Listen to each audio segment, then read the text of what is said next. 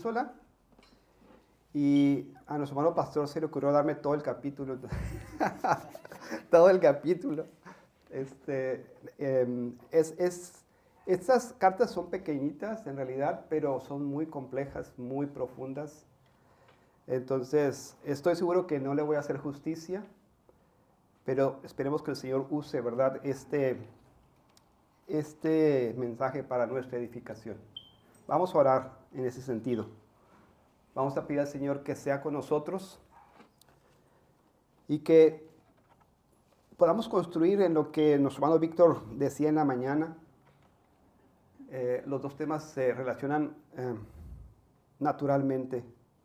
Vamos a ver cómo la misericordia de Dios, la santidad de Dios se desarrolla durante esta explicación, esta predicación. Aquí estamos, Señor, delante de tu presencia. Hemos venido, Señor, con sinceridad, Padre, para ser redarguidos, para ser edificados, para ser cambiados, transformados, Señor, por tu palabra. Permite, Señor, que nuestros corazones, nuestras mentes sean dirigidas a la verdad por tu Espíritu Santo a través, Señor, de la predicación de tu palabra. Úsanos, Señor, como instrumentos en tus manos para hacer tu voluntad, para edificar tu iglesia, para sanar heridas, Señor, para despejar dudas, para fortalecer nuestra fe, Señor, en la enseñanza a través de tu palabra, Padre. Sea pues tu Espíritu reinando, Señor, tu Espíritu moldeando, tu Espíritu dirigiendo, Señor, este esfuerzo para tu gloria. En nombre de Cristo Jesús. Amén. Muy bien, hermanos. Tengan listos el texto, ahorita lo vamos a leer. Estamos en la primera carta de Juan, capítulo 1, del versículo 1 al 10.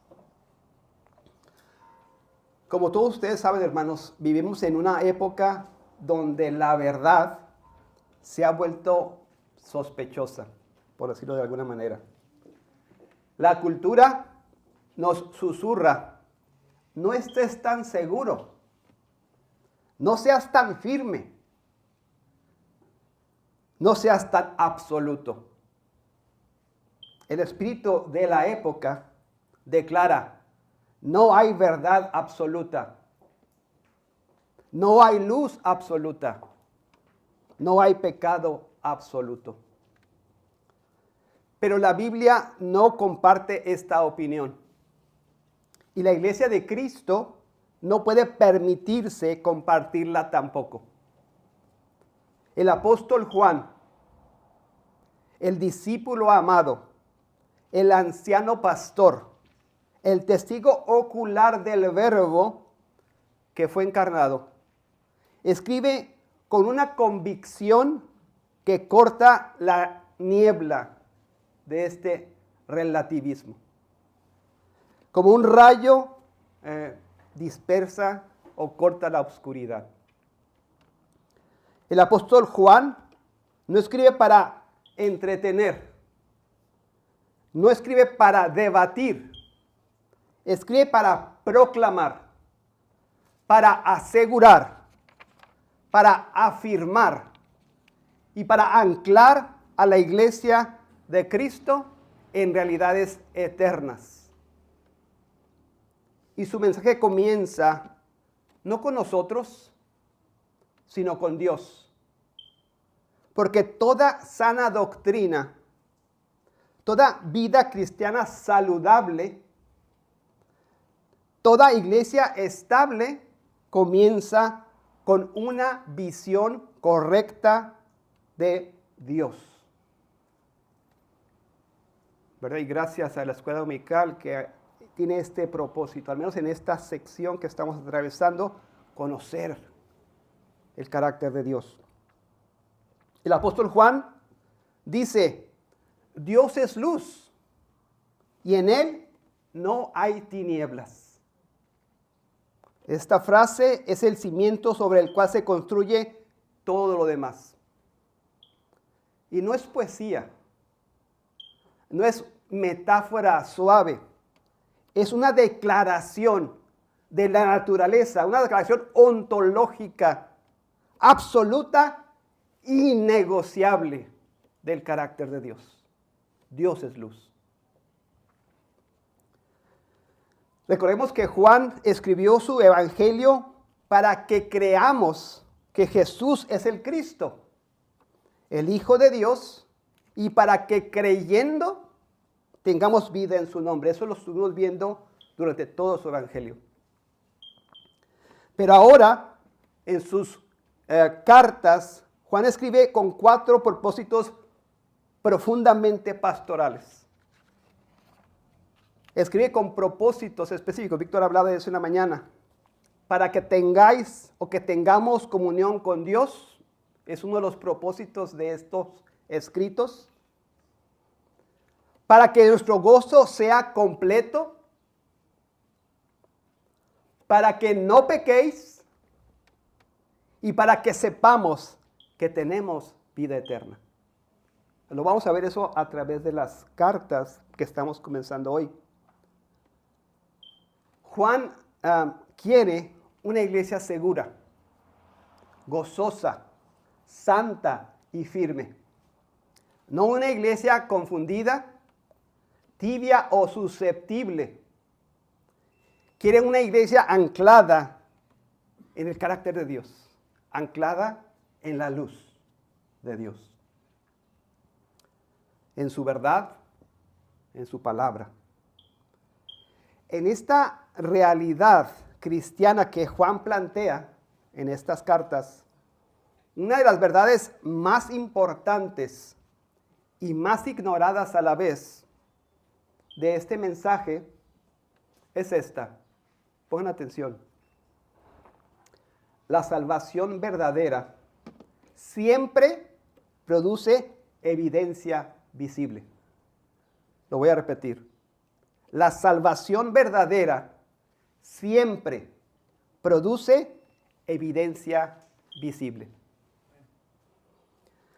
No evidencia perfecta, no evidencia inmediata, pero sí evidencia real. La fe que no transforma no es fe. La gracia que no cambia no es gracia. La luz que no ilumina no es luz. Juan, este apóstol que caminó con Jesús, que reclinó su cabeza en su pecho, que vio su gloria, escribe esta carta para que la iglesia pueda distinguir entre una fe verdadera y una fe falsa. Y lo hace con una sencillez que corta como si fuera una espada.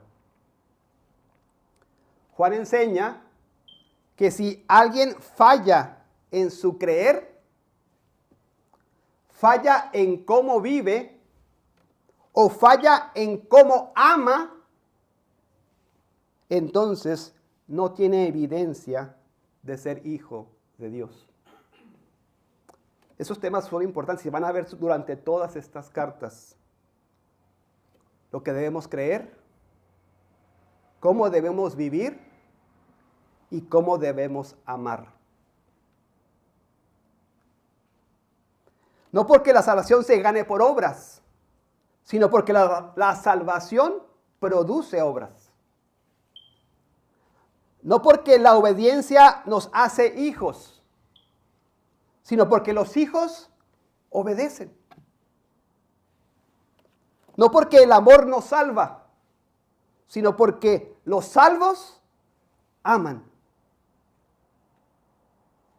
Es un carácter, es un patrón de vida que define a la iglesia, que define a los salvos, que se manifiesta,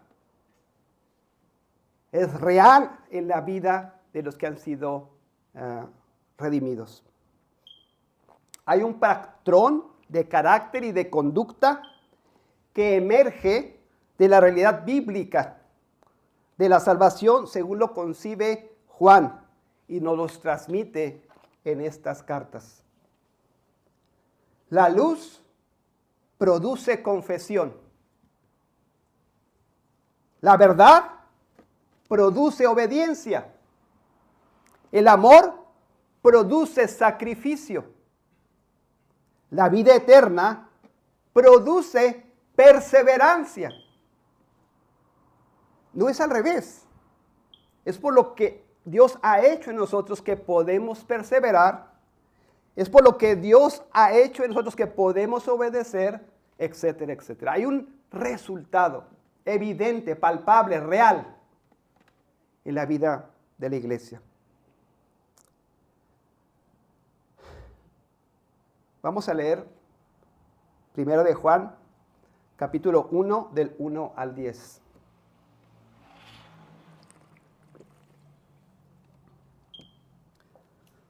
El texto dice: lo que era desde el principio,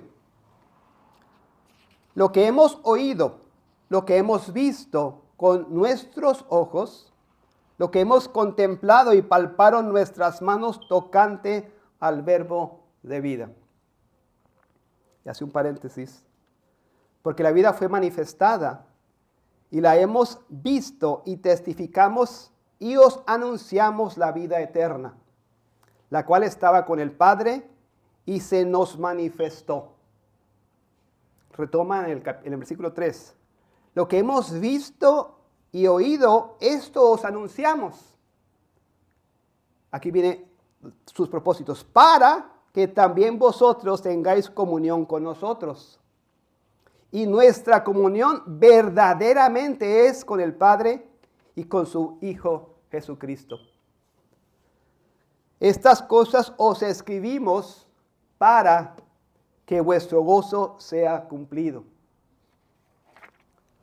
Este es el mensaje que hemos oído de Él, de Jesucristo, y os anunciamos. Dios es luz y no hay ningunas tinieblas en Él. Si decimos que tenemos comunión con Él, si profesamos esto, y andamos en tinieblas, mentimos y no practicamos la verdad. Pero si andamos en luz, como Él está en luz, tenemos comunión unos con otros, y la sangre de Cristo, su Hijo, nos limpia de todo pecado. Si decimos que no tenemos pecado, nos engañamos a nosotros mismos, y la verdad no está en nosotros.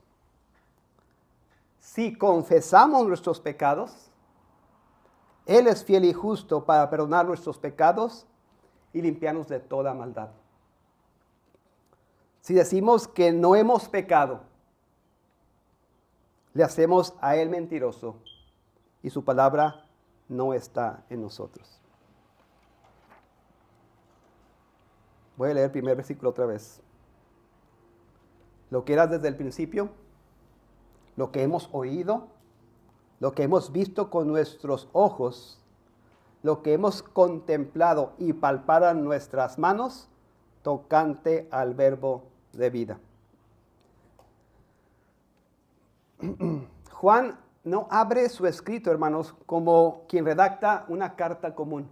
De hecho, los comentaristas dicen que esto no es una carta. Lo abre como quien levanta una proclamación, como si estuviera predicando.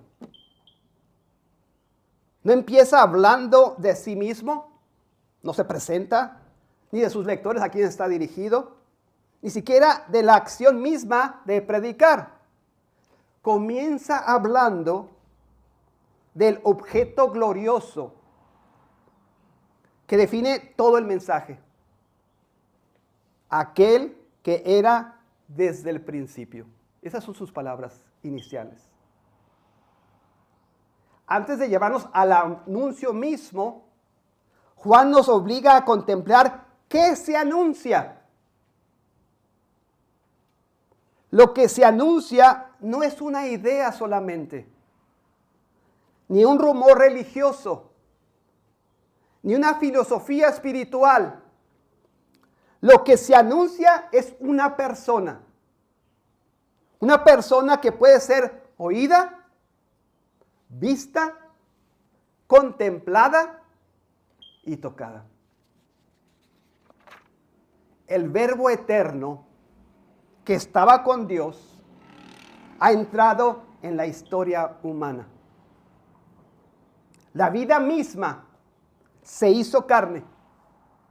La eternidad se volvió visible. La gloria se volvió palpable. Juan quiere que entendamos, hermanos, que el mensaje cristiano no es separable de la persona de Cristo, como pretendían hacerlo algunos en esta congregación. No predicamos simplemente palabras acerca de Jesús. Predicamos a Jesús mismo, a la persona de Jesús. Queremos ver a Cristo en nuestras predicaciones, en nuestras enseñanzas. Él, la persona de Cristo, es el mensaje. Él es la palabra. Él es la vida. Todo lo que Dios quiere darnos, vida espiritual, vida eterna, comunión con Él, viene en una sola entrega, en su Hijo.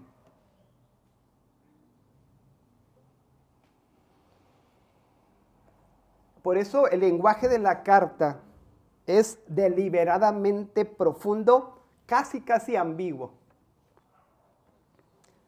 El verbo de vida, ¿qué quiere decir eso? El verbo de vida. Puede significar el mensaje que da vida, o puede significar a Cristo mismo, la vida encarnada. Y si analizáramos el mensaje, ambas verdades son reales. Quiere transmitir estas dos cosas al mismo tiempo y por eso usa esos términos un tanto ambiguos. Porque es lo que decías hace ratito, el mensaje cristiano, hermanos, no puede separar las palabras de Cristo o las palabras que Él trajo de la persona de Cristo. El mensaje cristiano es Cristo y su palabra. No se puede separar estas dos cosas. Y lo digo porque en la iglesia había en esta iglesia al menos, ¿verdad? En esta congregación que se menciona, no tenemos el documento que le llega a Juan o las noticias que le llegan a Juan para poder relacionar lo que está diciendo con lo que está sucediendo. Pero a través de la historia, a través de los estudios que expertos, ¿verdad? Teólogos han hecho, tratan de pintarnos un escenario de lo que estaba sucediendo ahí. Y una de las cosas que sucedía es que había personas dentro de la congregación que se sentían superiores en conocimiento. Y empezaban a enseñar cosas que no eran el mensaje original de Cristo.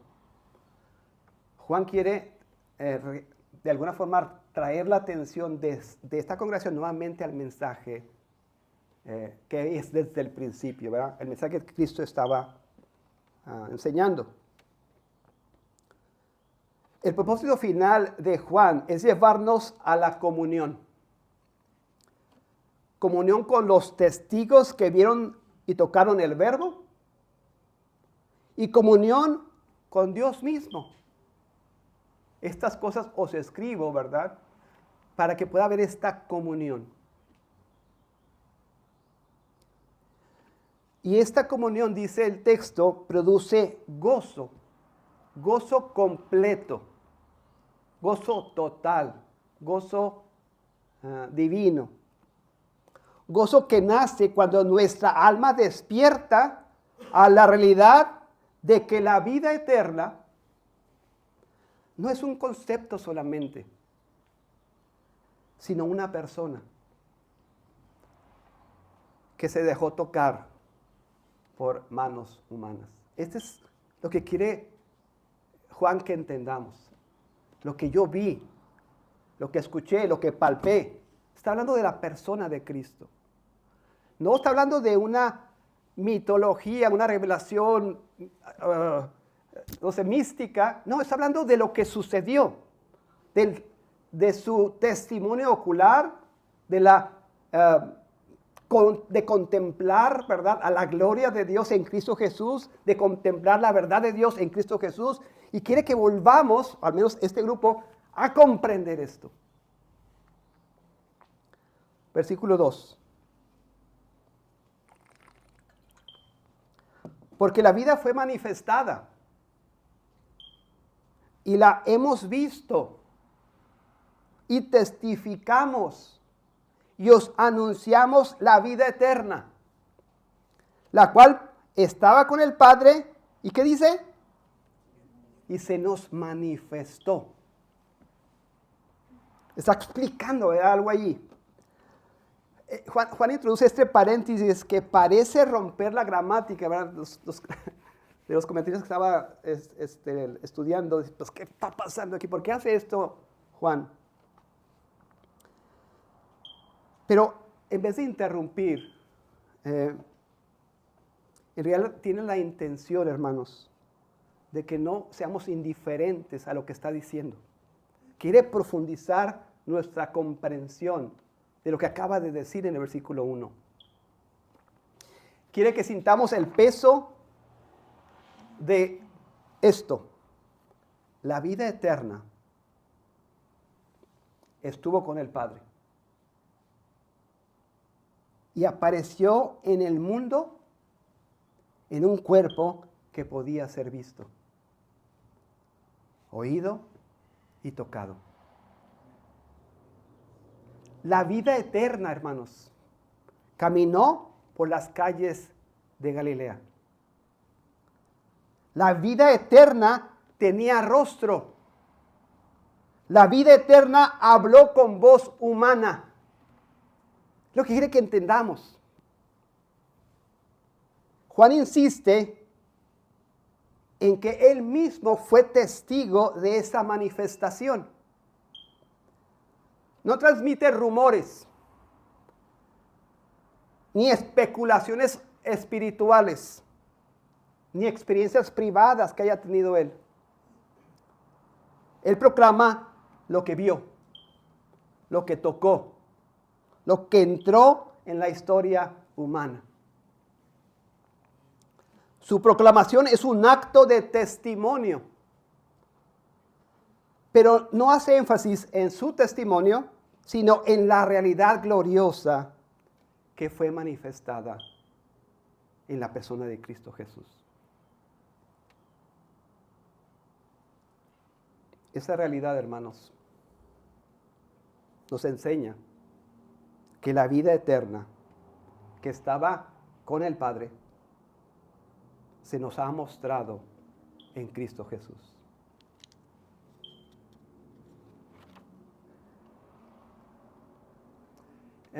El lenguaje que usa es muy similar a el prólogo de Juan. ¿Se acuerdan cuando decía que el verbo estaba con Dios? Ese tipo de palabras que usaba, ¿no? Lo está no repitiendo, pero quiere que esa idea sea clara en la mente de los que le escuchan. La palabra que estaba con Dios, la vida que estaba en Él, ahora se ha hecho visible. Para Juan y para nosotros, hermanos, esto es crucial en nuestro mensaje cristiano. A veces creemos que el mensaje cristiano puede ser desconectado de la persona de Cristo. Y nos apasiona la doctrina, las diferentes posturas o enseñanzas teológicas, pero no debemos olvidar que el mensaje cristiano no es eso. El mensaje cristiano está en la persona de Cristo Jesús. Necesitamos predicar la persona de Cristo. No podemos separar el mensaje, ¿verdad?, de la persona de Cristo Jesús. Leemos el versículo 3. Lo que hemos visto y oído, esto os anunciamos, para que también vosotros tengáis comunión con nosotros. Y nuestra comunión verdaderamente es con el Padre y con su Hijo Jesucristo. Es lo que predicaba Víctor en la mañana. Me ganó el mensaje, ¿verdad? Hermanos, cuando Juan cierra este paréntesis nuevamente y otra vez al mensaje que tiene en mente, retoma su frase y vuelve a lo esencial. Lo que hemos visto y oído. Repite el testimonio porque quiere que sintamos el peso de esa realidad.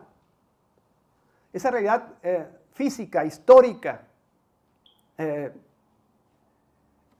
No es una realidad que nace allá en la tierra de Narnia, ¿verdad? Allá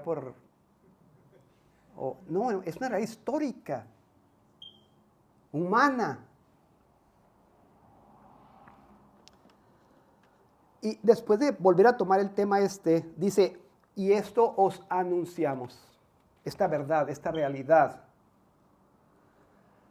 O sea, la proclamación de Juan no es teórica, no es mitológica, no es espiritual que no se puede tocar. Es testimonio de un encuentro real con el Hijo eterno hecho carne.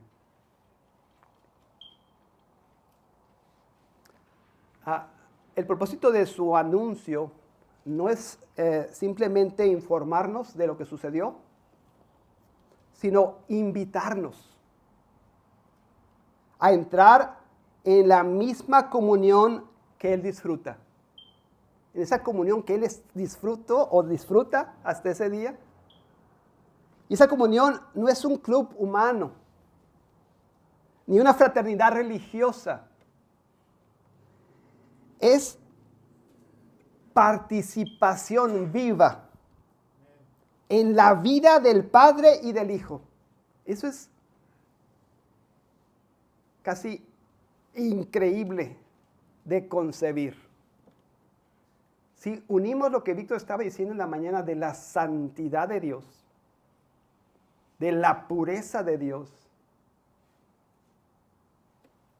Juan nos está invitando a participar de esa vida, a tener comunión con Él, pero Él dice, con el Padre y con el Hijo. El mensaje abre la puerta y al cruzarla, nosotros los creyentes entramos en una realidad infinitamente mayor a nosotros mismos.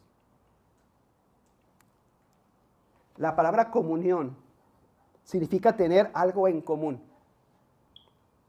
El Nuevo Testamento puede referirse a compartir una actividad, un don, una fe. Pero aquí, Juan lleva el concepto a su cima. La comunión suprema es unión con Dios mismo. Este anuncio, este mensaje, esta persona que predica, espera que tengamos unión, comunión con Dios mismo.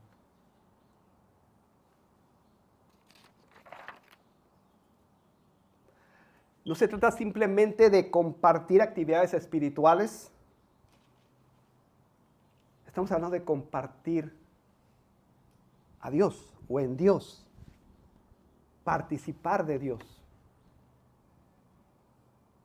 Participar en la vida, el amor y la alegría del Padre y el Hijo.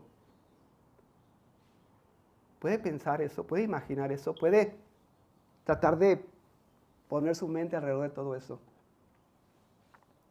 Juan nos está invitando a que participemos de la vida de Dios, del gozo de Dios, de la alegría de Dios, de la vida de Dios.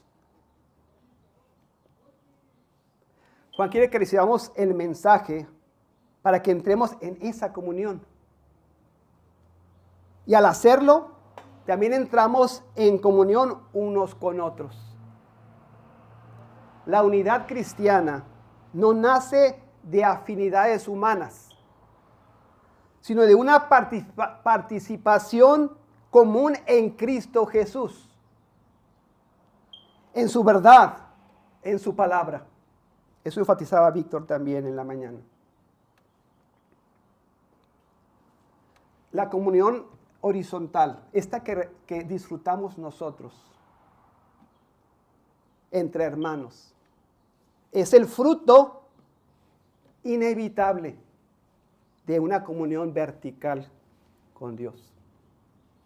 Si no hay esta comunión vertical, jamás va a existir esta comunión horizontal. No es al revés.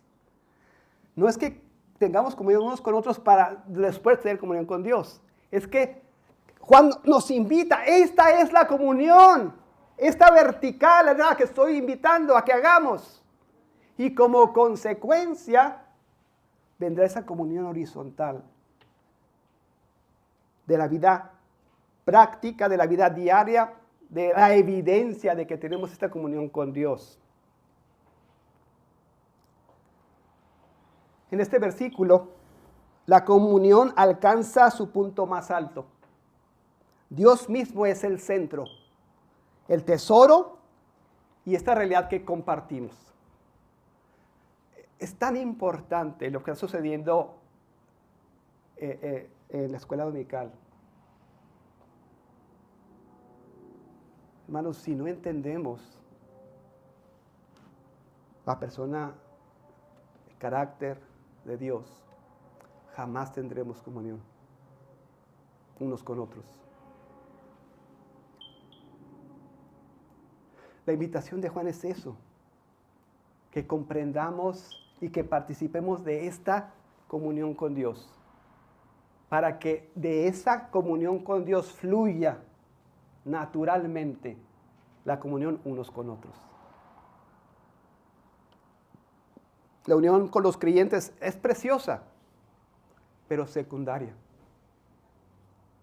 La unión con el Padre y con el Hijo es el corazón palpitante de la vida cristiana y del mensaje que Juan quiere enseñarnos aquí. Versículo 4.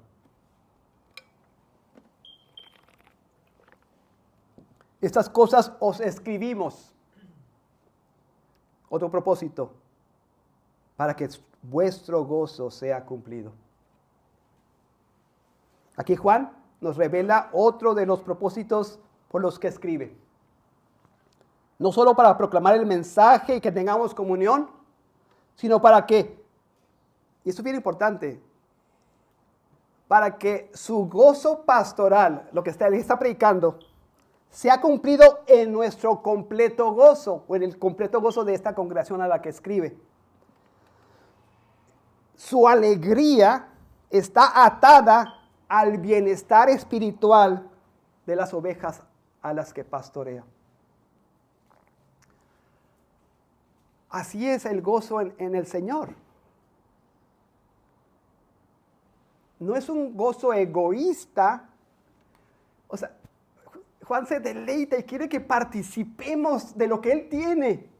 Y no va a descansar hasta que esa congregación participe del gozo que Él disfruta.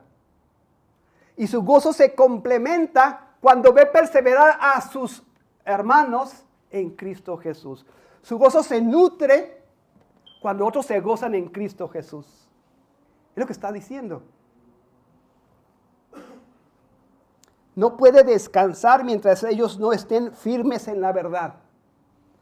Mientras no disfruten plenamente de la comunión con Dios que Él mismo disfruta. Su gozo crece cuando otros perseveran en Cristo. Para comprender la intención de Juan, debemos saber que la iglesia a la que él está hablando estaba herida, hermanos, fracturada. Algunos habían abandonado la fe, revelando, por supuesto, que nunca habían pertenecido realmente al rebaño. Otros estaban en peligro de ser arrastrados por enseñanzas falsas que prometían comunión con Dios sin necesidad del Jesús o de Jesús encarnado. Juan teme que la fe de algunos se esté debilitando. Por eso los lleva de regreso al fundamento. La comunión verdadera solo existe donde Cristo es amado, exaltado y confesado, ¿verdad? Como Dios y como Señor. Cuando Juan dice, os anunciamos, no solo está describiendo la condición para entrar por primera vez a la comunión, sino la condición de permanecer en esa comunión. ¿Les recuerda este mensaje original? El que hicimos desde el principio. Para que puedan examinarse, afirmar su fe y rechazar cualquier enseñanza que los aparte del Hijo, de Jesucristo, del Verbo encarnado. El centro del mensaje de Juan es claro. La comunión cristiana es comunión con el Padre y con su Hijo Jesucristo. Si quieres separarlo de ahí, es herejía. Es enseñanza falsa. No es posible. Ese es un invento de alguien, ¿verdad?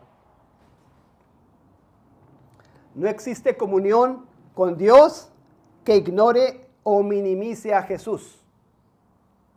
No existe vida eterna fuera de Cristo Jesús. No existe unidad cristiana donde Cristo no es el fundamento que compartimos.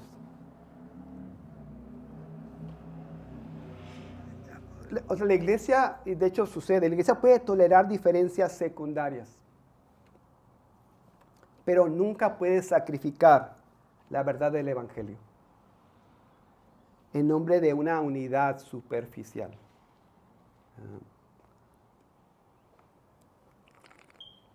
Las cosas son como son. La verdad es determinante. La palabra de Dios es tajante. O estás en luz o estás en tinieblas. Juan escribe, hermanos, para que sus lectores permanezcan en la verdad. Disfruten la comunión con Dios y así su gozo sea completado.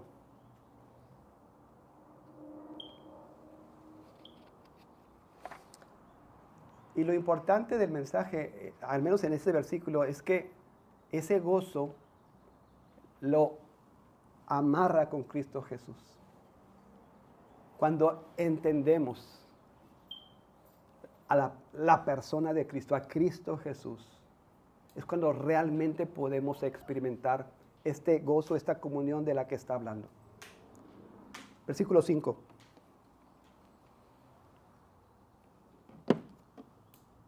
Este es el mensaje que hemos oído de Él.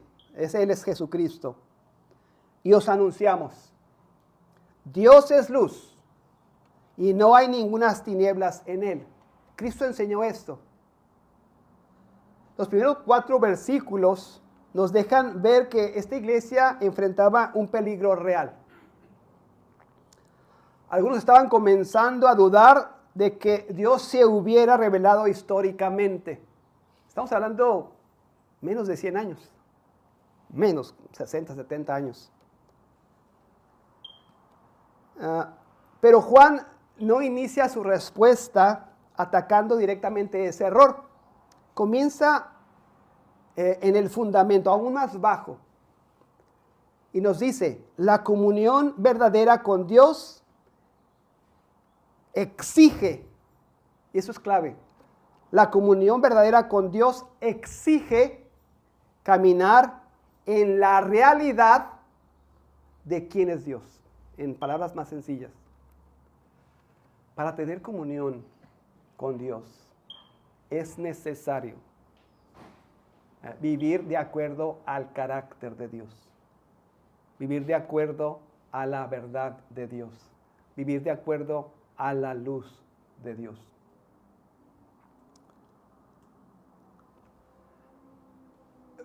en la mente de Juan quiere establecer esta verdad fundamental.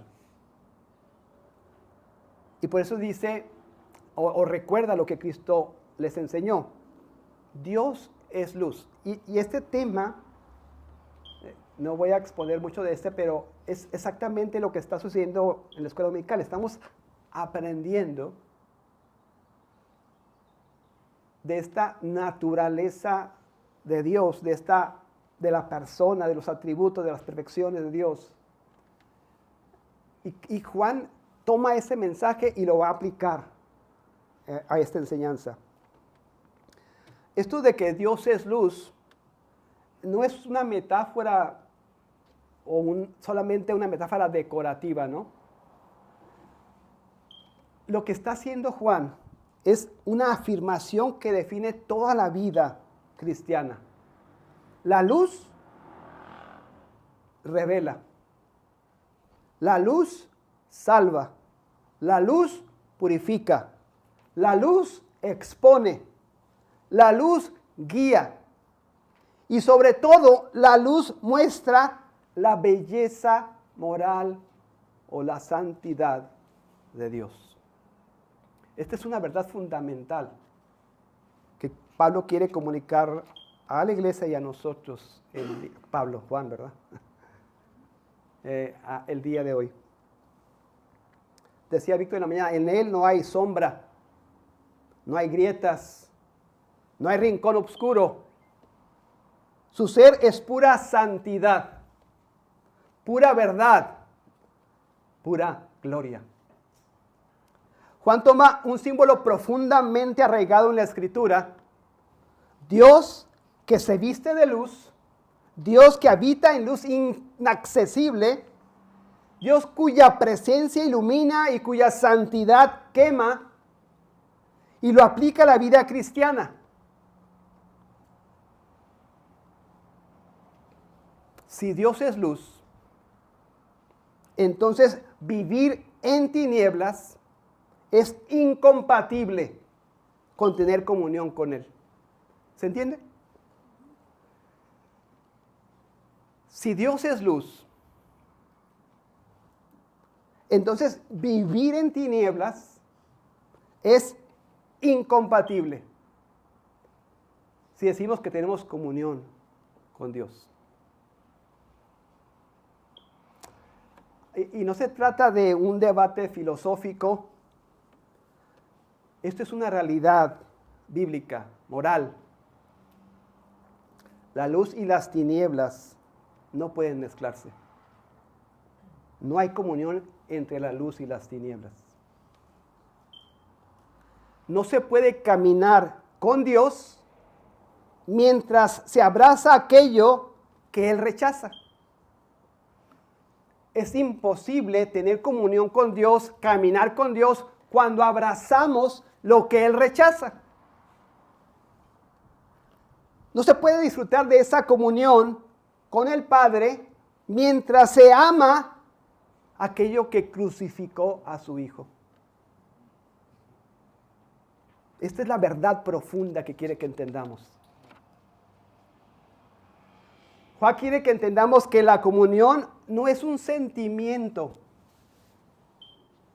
ni una emoción religiosa, ni una experiencia mística. Es una vida que compartimos con Dios. Y esa vida solo puede existir donde hay verdad doctrinal y pureza moral.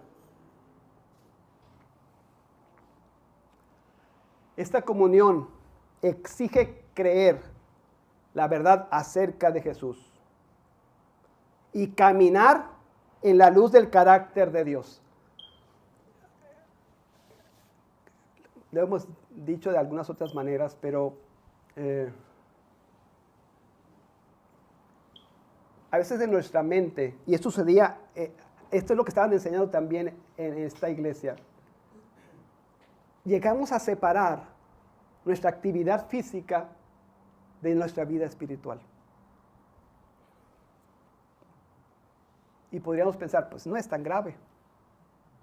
Lo que yo hago en el cuerpo, pues soy pecador y no es tan grave. Eso es lo que estaban enseñando. Que podrías separar tu actividad física de tu vida espiritual. Mientras creyeras lo correcto, estabas bien. La enseñanza en los siglos posteriores dio vida al gnosticismo, ¿verdad? Estas creencias erróneas, heréticas. Pero esta raíz incipiente, ¿verdad? Este pensamiento que empezaba ahí a fluir, es una que nos ataca ahora a nosotros mismos. Y creemos, o nos hacemos creer, que podemos separar las dos cosas. Juan dice, no lo puedes hacer. La luz no tiene comunión con las tinieblas.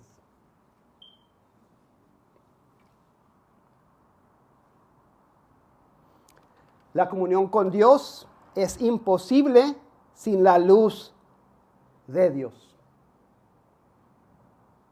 Y esa luz brilla en Jesús, quien es la luz de este mundo.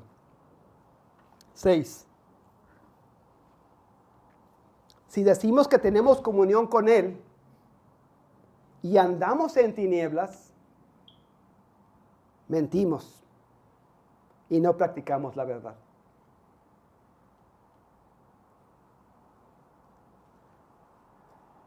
Lo repito, si decimos que tenemos comunión con Él, y otra vez visualice esto, Juan recibió como que el informe de la iglesia, recibió que estaban enseñando estas posturas, y le está hablando a la iglesia, pero lo hace como un círculo, ¿no? Atacando la enseñanza negativa y luego aplicándolo a la iglesia. Si decimos que tenemos comunión con Él y andamos en tinieblas, mentimos y no practicamos la verdad. O sea, se refiere a aquellos que están enseñando con lo contrario, pero incluye también ahí a la congregación. Después de afirmar que Dios es luz, Juan comienza a derribar 3 declaraciones que circulaban entre aquellos, o algunos en la iglesia al menos. No eran simples errores teológicos, eran autoengaños peligrosos que amenazaban la comunión con Dios. Cada afirmación que hacían sonaba espiritual, incluso piadosa, pero Juan los confronta con una pregunta decisiva. Escuche. ¿Coincide tu vida con la luz de Dios al que dices conocer? ¿Coincide tu vida con la luz de Dios al que dices conocer? Esa es la pregunta que estaba lanzando. Tu vida, tu práctica, tu andar, ¿es compatible con la luz? ¿Te caracterizas por andar en la luz?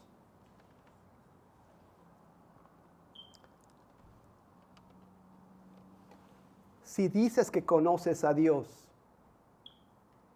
esto debe ser evidente en tu vida. Andas en la luz. La primera afirmación que Juan pone sobre la mesa era esa postura que decía, tenemos comunión con Dios. Y le está diciendo a esos falsos maestros, que vivían en la sombra o en las tinieblas. Ellos dicen, yo tengo comunión con Dios. Mi vida espiritual, tengo esta comunión perfecta con Dios. Y luego volteamos a ver su vida y era una de pecado, una de sombra, una de tinieblas. Y luego Juan dice, canijo, no entiendo. Si dices que estás en la luz, debería ser evidente en tu forma de caminar, en tu forma de actuar, en tu carácter, cómo defines tu vida.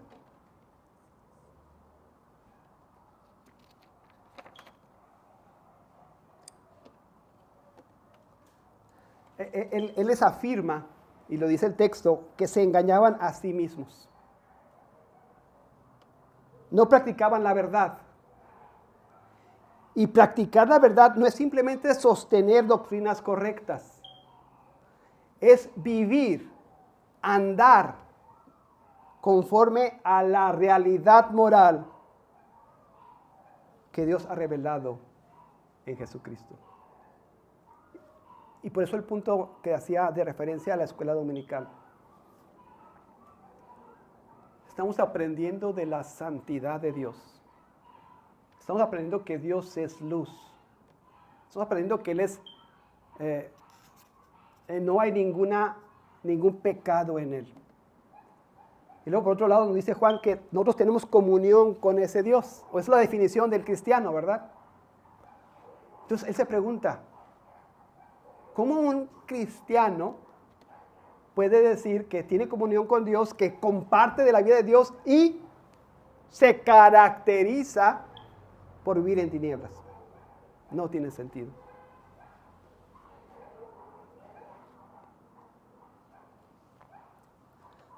Necesitamos vivir conforme a la realidad moral que Dios ha revelado en su palabra.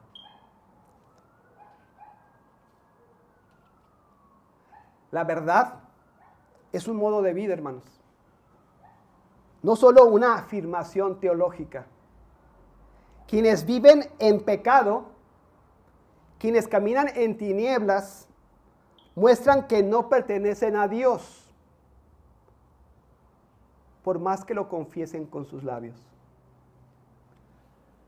La palabra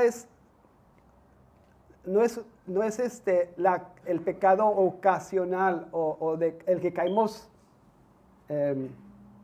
por una tentación. Es una vida que se caracteriza por el pecado.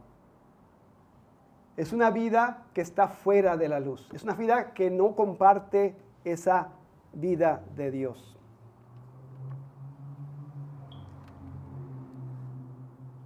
La imagen que Juan presenta es poderosa. El cristiano camina en un mundo oscuro, lo sabemos. Sí, pero el cristiano lo hace dentro de un círculo, de luz que Dios proyecta sobre su vida. O sea, sí estamos caminando en un mundo oscuro. Pero ¿qué dice Él? ¿Qué dice su palabra? Ustedes son la luz, ¿verdad? O sea, Él le pone luz sobre nosotros para que esas tinieblas se disipen. Para que nuestra vida sea un reflejo de esa luz que Él tiene en la que compartimos. O sea, tu vida debe ser esa luz, ¿verdad? En tu trabajo, en tu escuela, en tu familia, con tus vecinos.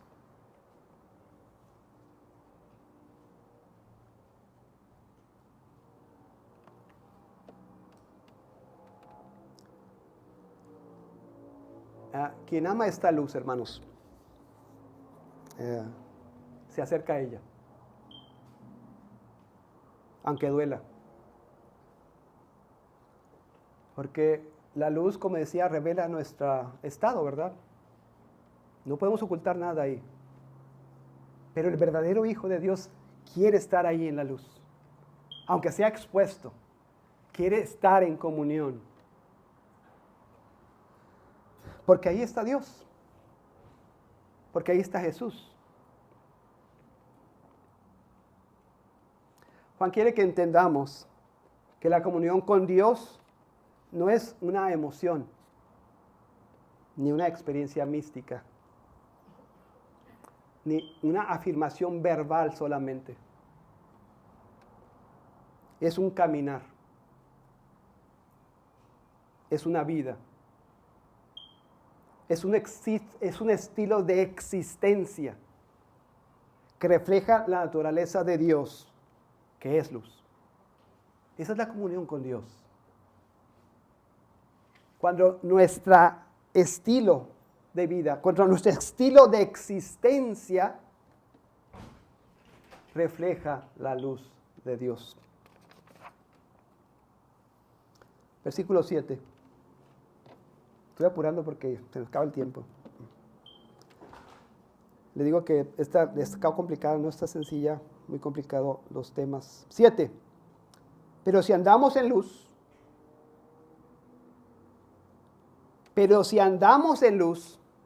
como Él está en luz, tenemos comunión unos con otros. Y la sangre de Cristo, su Hijo, nos limpia de todo pecado. Después de denunciar la mentira de quienes afirmaran tener comunión con Dios, mientras caminaban en las tinieblas, Juan presenta el contraste bíblico de los que andan en la luz. Y no es un llamado a una perfección sin pecado, sino a vivir, y eso es la clave, expuestos a la verdad de Dios, abiertos a su corrección, deseosos de caminar como Él camina. Andar en la luz es entrar en la esfera donde Dios mismo habita. Es vivir dentro de la realidad moral que brota de su carácter. Y aquí, en esa vida, en ese estilo, ocurre algo sorprendente. El texto dice, si andamos en luz, tenemos comunión con Dios. Déjalo leer otra vez. Si andamos en luz, como Él está en luz, al menos esperaría decir, si andamos en luz, como Él está en luz, tenemos comunión con Dios. Está implícito, pero ahí dice, tenemos comunión unos con otros.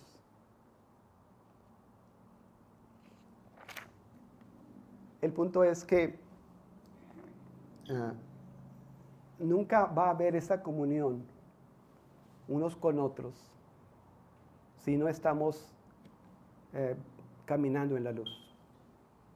Si no estamos caminando en esta realidad a la que hemos sido llamados. Si no estamos caminando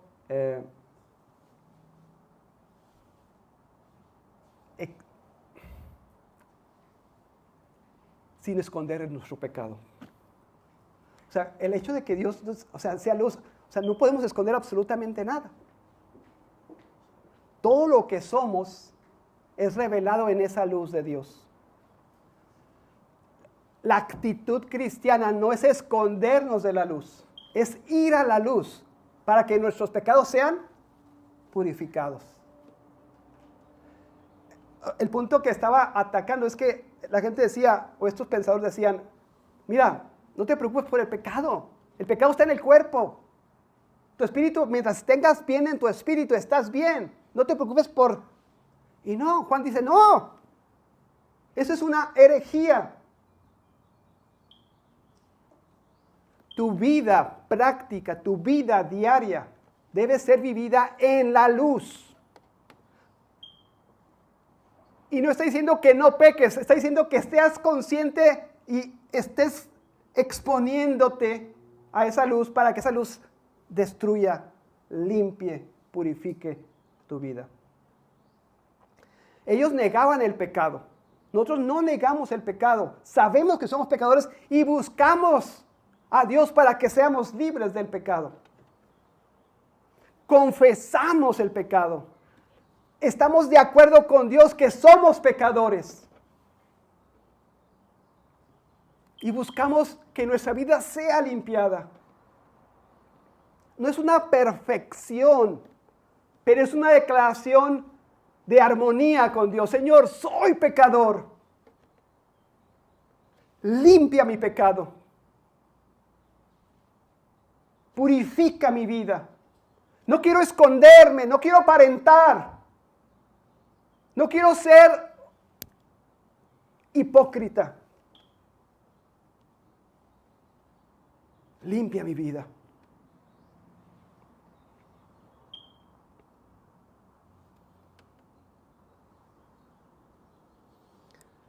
Cuando andamos en luz, este es el efecto que tiene. Vemos nuestros pecados. La luz revela lo que la oscuridad oculta. Y en ese momento el alma enfrenta una decisión. Puedes huir hacia las tinieblas, esconderte, justificar tu pecado, protegerlo de alguna manera, o puedes entrar más profundamente en la luz, con todo tu pecado expuesto, confiando que Dios no solo lo revela, sino que también lo purifica. Y ese es el mensaje que tenemos en Dios.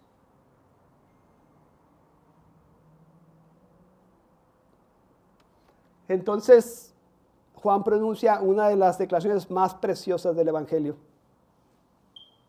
La sangre de Jesús, su Hijo, ¿qué dice? Nos limpia de todo pecado. Esa luz que expone es la misma luz que sana también. La sangre que fue derramada, esa sangre también nos limpia. La muerte de Jesús no solo nos perdona, nos purifica, nos santifica en nuestro caminar. No solo cancela la culpa, rompe el poder del pecado. Entendamos eso. No solo nos libra del juicio, nos capacita para permanecer en la luz sin ser consumidos.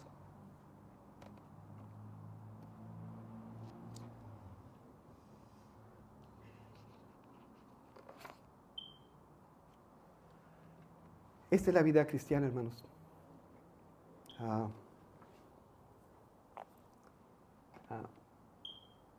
Hemos sido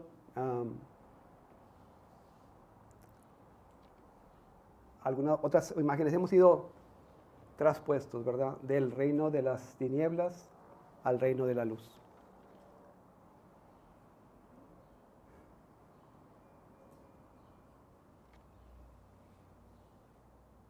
Eso abre la puerta para nuestra comunión con el Padre y con el Hijo. Eso abre nuestra vida a participar de Dios.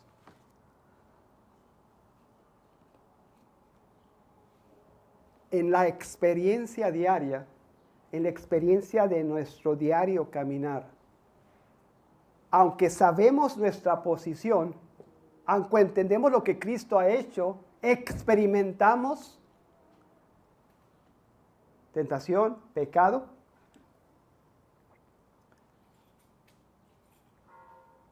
Lo que nos está diciendo Juan es que no lo escondas.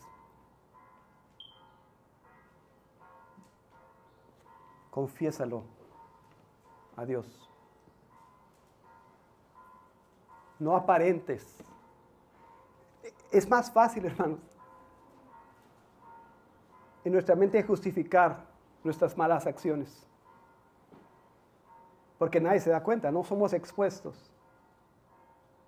Juan dice, declara, está de acuerdo con Dios que eres pecador y que necesitas ser limpiado. Eso va a sostenernos, ¿verdad?, en esa comunión con Dios. Versículo 8. Perdón que ya se está acabando el tiempo. Si decimos que no tenemos pecado, nos engañamos a nosotros mismos y la verdad no está en nosotros.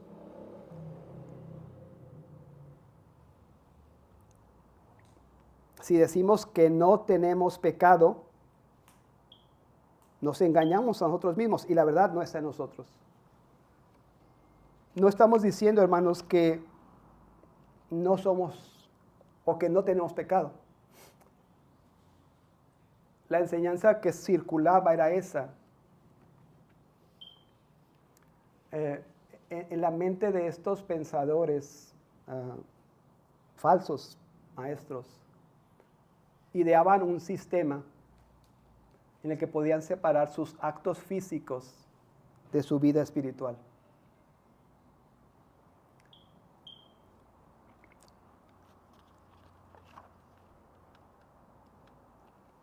Y dice Juan, solamente se están engañando ustedes mismos. Eso no es una realidad bíblica. La realidad bíblica es que sí, pecamos, y la actitud bíblica, la actitud correcta es confesar el pecado a Dios y confiar que la sangre de Cristo nos limpia, ¿verdad?, de los pecados. Él es fiel y justo, dice, para perdonar nuestros pecados. O sea, ellos no negaban el pecado, lo que negaban era que ellos participaban del pecado al poner estas diferencia entre lo físico y lo espiritual. El punto de enfatizar eso, hermanos, es que aunque no somos gnósticos, ¿verdad?, esas ideas están ahí en nuestras mentes. Y es semilla para pensamientos erróneos. No podemos separar nuestra vida práctica de nuestra vida espiritual. Nuestra vida práctica refleja nuestra vida espiritual. Si somos hijos de la luz, hijos de Dios, debemos andar en la luz.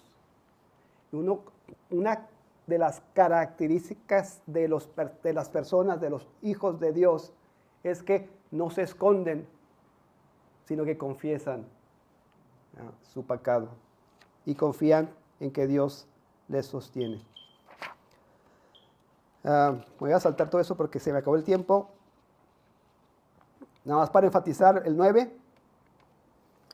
Si confesamos nuestros pecados, ¿qué dice?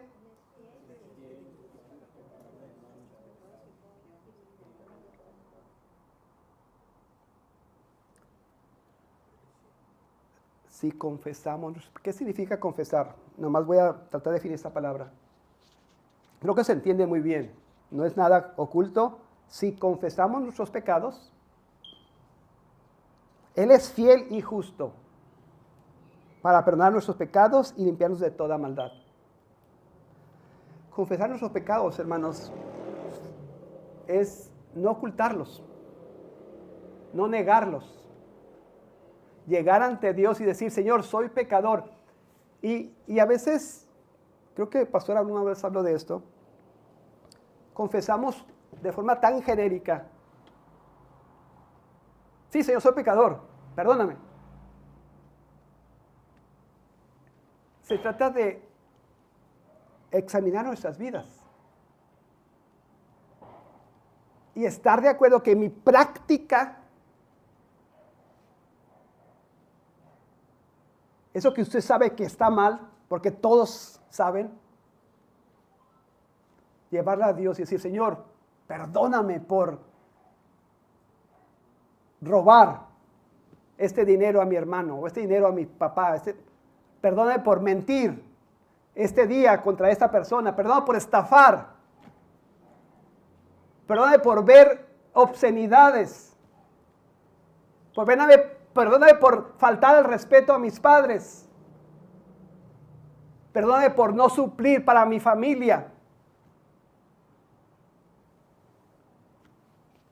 Confesar nuestro pecado, hermanos, es estar de acuerdo con Dios. Y no decir, ay, Dios es tan injusto conmigo. No, Dios es justo y va a castigar lo que está mal. Cuando confesamos, glorificamos a Dios en el sentido de que no parece ser injusto, sino que es justo en lo que hace. Típicamente, hermanos, nosotros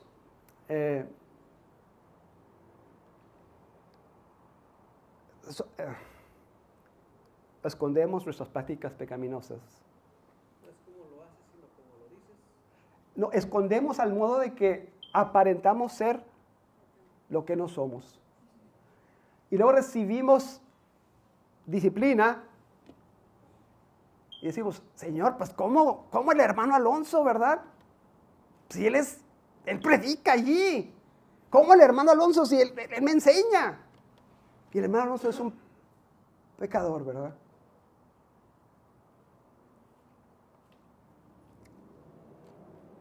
Voy a terminar, hermanos.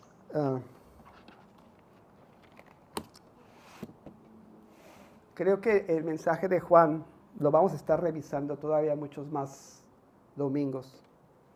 Pero es fundamental entender que nuestra vida práctica debe ser un reflejo de la luz en la que vivimos.